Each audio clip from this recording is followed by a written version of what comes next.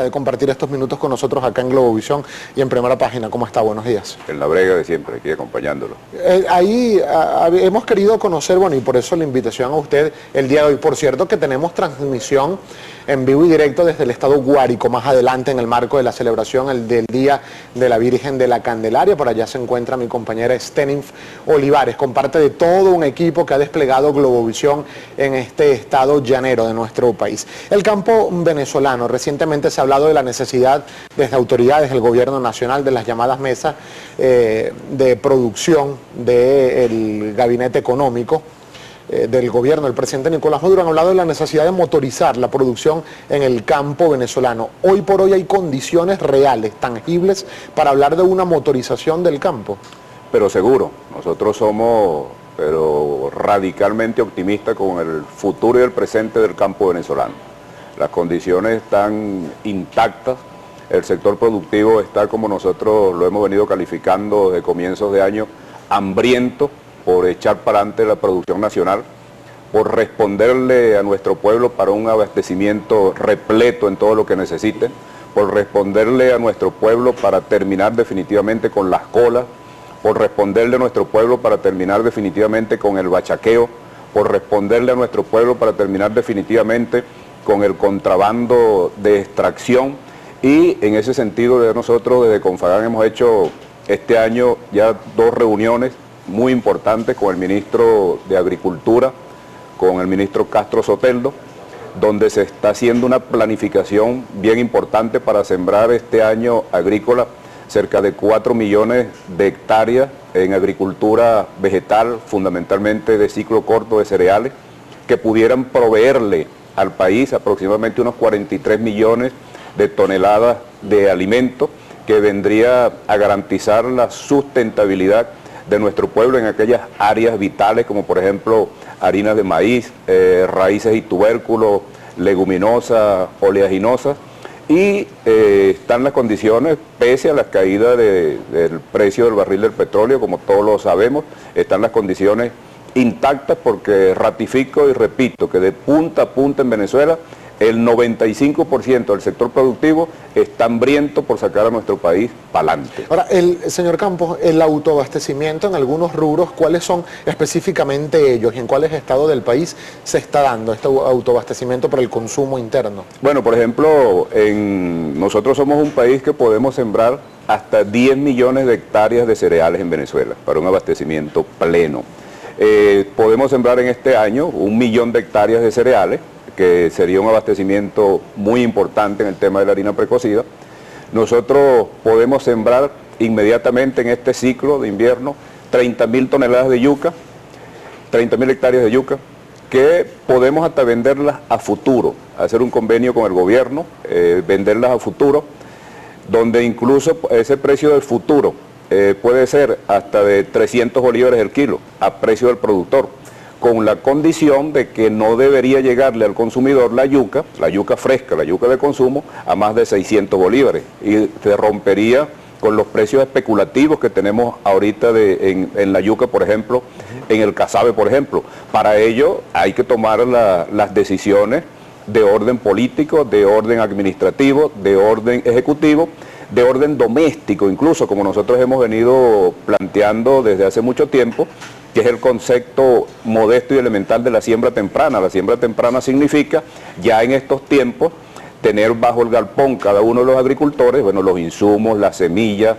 la medicina veterinaria, la maquinaria agrícola, el financiamiento, los insecticidas, los fungicidas, y para eso ya a través del Consejo de Economía Productiva, que nos reunimos el martes en el Ministerio de Agricultura con el ministro, ya estamos haciendo toda esa planificación.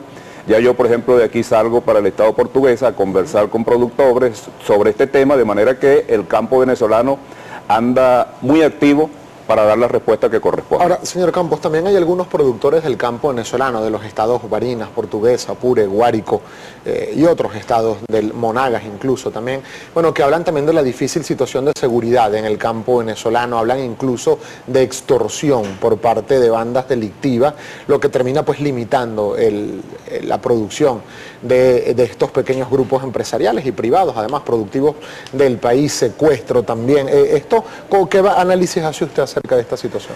Bueno, fíjese, eso es una enfermedad. El tema de la inseguridad en el campo y la inseguridad en Venezuela es una enfermedad donde se reconoce y reconocemos que los cuerpos de seguridad del Estado, la Guardia Nacional, el CICPC, vienen haciendo esfuerzos importantes donde se erradican bandas. Por ejemplo, recordemos que el gobierno erradicó la temible, la terrible banda que azotaba parte del Estado Guárico con buena parte del Guárico, del Estado Aragua, del centro de Venezuela, la terrible banda del Picure.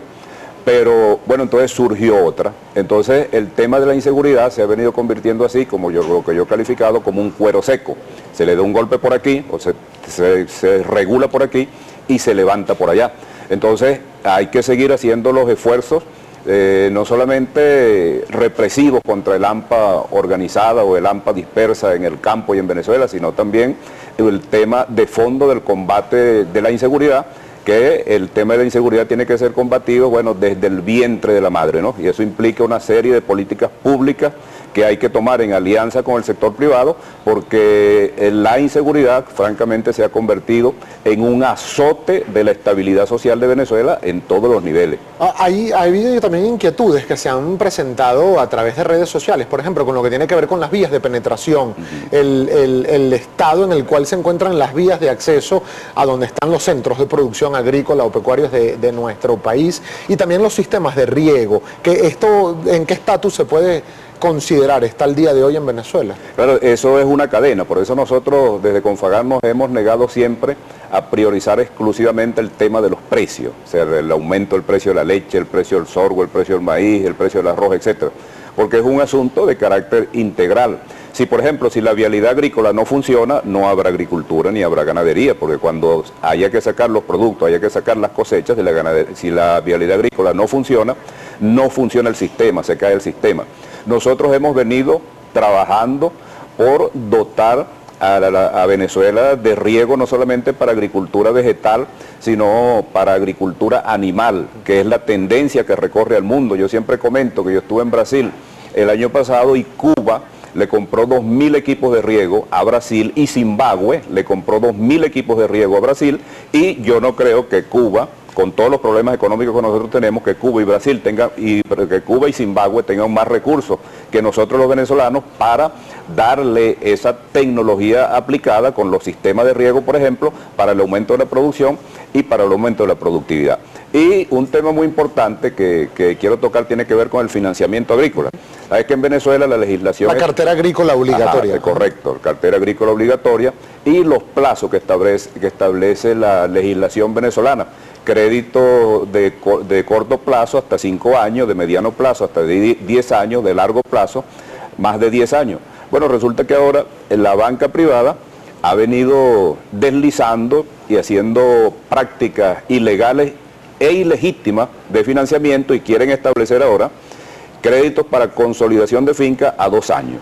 En 2 años no se consolida una finca ni en Venezuela ni en ninguna parte. Créditos para ceba de ganado a 12 meses. Pasando por encima de la tasa de interés legal del 13% a una tasa de interés comercial a más del 24%. Es decir, que ahora al financiamiento agrícola la banca privada le quiere dar un tratamiento como si los productores agropecuarios fuésemos una tarjeta de crédito. Eso, por supuesto, no lo podemos permitir. Esto sería el desmoronamiento del sistema financiero agrícola venezolano, y ya nosotros nos estamos dirigiendo tanto a la Superintendencia de Banco como a la Asociación Bancaria de Venezuela como al presidente del Banco Central a los efectos de salirle al paso a un esquema que viene aplicando la banca privada, que atenta no solamente contra la paz social, sino que atenta contra la estabilidad política de Venezuela, y eso no es bueno ni es sano, porque mientras sectores importantes de Venezuela estamos haciendo un esfuerzo por fortalecer el sector productivo, bueno, la banca privada no puede tirotear todo lo que significa al sector más sensible que necesitamos fortalecer los venezolanos, que es el sector de la producción nacional de alimentos. Nos quedan pocos segundos para finalizar la entrevista, señor Campos, y me gustaría saber, porque he recibido denuncias de grupos de sectores del campo venezolano organizados en los estados Guárico y Portuguesa, queriendo dar a conocer una situación que se presentó en el Fondo Bicentenario, donde recibieron los créditos, se les dijeron que se les iban a otorgar otorgar unos créditos, incluso firmaron en notaría lo que iba a ser el otorgamiento de estos créditos y aún no han sido liquidados desde hace más de año y medio. ¿Tiene usted algún conocimiento de lo que esté pasando con estos créditos agrícolas del Fondo Bicentenario? Fíjense, al voleo siempre nos llegan esas informaciones que en algunos sectores públicos y en algunos sectores de la banca privada se firman los créditos, se documentan los créditos, entonces no se liquidan los créditos. Este es un hecho totalmente irregular que yo les recomiendo a los compañeros que están afectados, que nos pueden ubicar a nosotros también para apoyarlos, para asesorarlos, pero dirigirse también hasta la superintendencia de banco, a los efectos que la superintendencia de banco haga todas las investigaciones que de acuerdo a la ley le corresponde, porque estas malas prácticas de orden financiero no se pueden permitir en Venezuela, mucho menos en este momento de emergencia económica donde el sistema tiene que funcionar técnicamente como corresponde. Muchísimas gracias, señor Campos, Siempre por haber tenido la gentileza para compartir estos minutos con nosotros. José Agustín Campos, presidente de Confagán, a quien agradecemos la presencia de la mañana de hoy acá en Primera Página. 7:44 minutos de la mañana. Nosotros vamos a hacer un alto a nuestro segmento de entrevistas. Vamos a la pausa comercial. Al regreso, Yanely Pérez con Deportes de Primera. Ya venimos.